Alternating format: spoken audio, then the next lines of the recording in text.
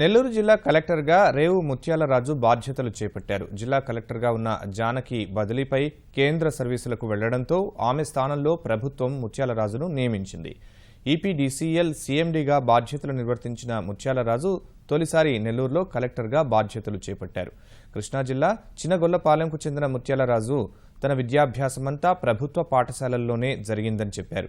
2006లో civil సర్వీస్లో టాపర్గా నిలిచి ఆంధ్ర క్యాడర్కు ఎంపికయ్యారు.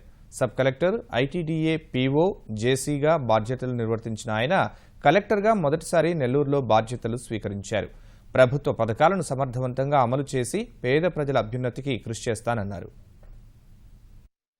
లాసెస్ ఉన్న డిస్కామ్లో ఈపీడీసీఎల్ రావడం జరిగింది. అంటే 5.48% losses.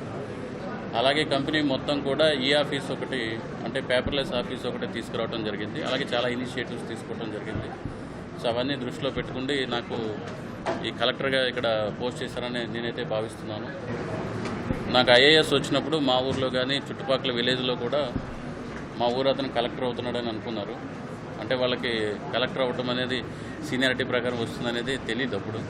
So for the first time ఇప్పుడు నేను కలెక్టర్ అయ్యాను అని అక్కడ కూడా చాలా సంబరంగా ఉన్నారు.